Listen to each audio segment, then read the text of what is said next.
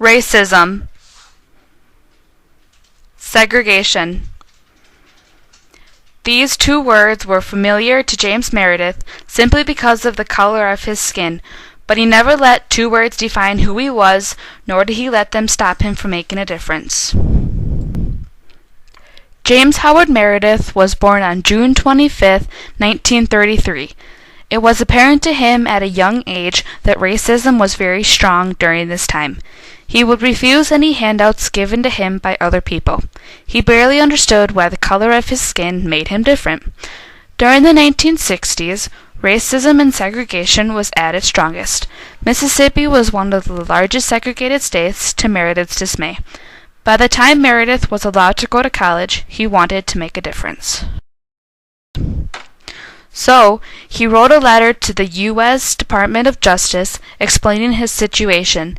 At the same time, Meredith applied for the University of Mississippi, also known as Ole Miss.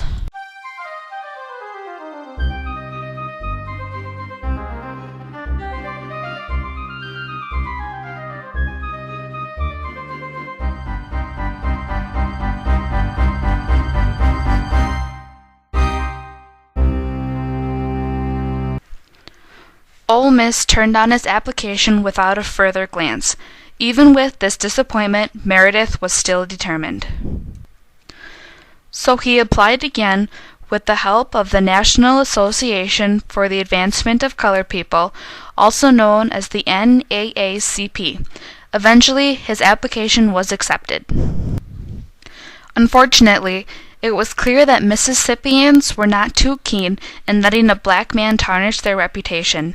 Governor of Mississippi, Ross Barnett, flat out refused Meredith's entry, even with a case won from the NAACP.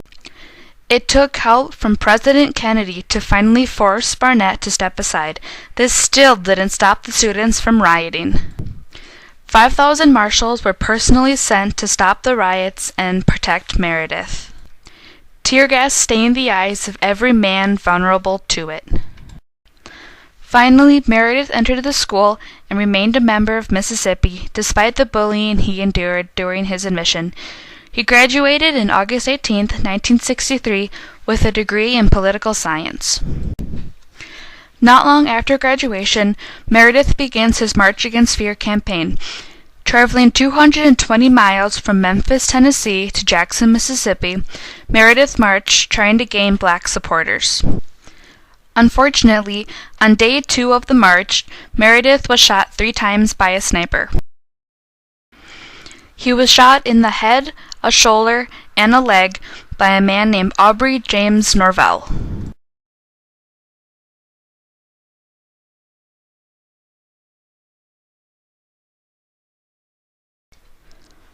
When news spread, other civil rights activists, including Martin Luther King, decided to continue the march until James Meredith was well enough to finish it. Later on in his life, Meredith graduates from Columbia University with a law degree. He goes on to publish a few books, his most famous titled A Mission from God. James Meredith has accomplished much during his lifetime. He conquered what many colored people would be afraid to do. He opened the door to desegregation in large universities everywhere. Without the bravery of James Meredith, Michael Orr, for example, who inspired the critically acclaimed movie The Blind Side, might have had a much harder time getting accepted into Ole Miss.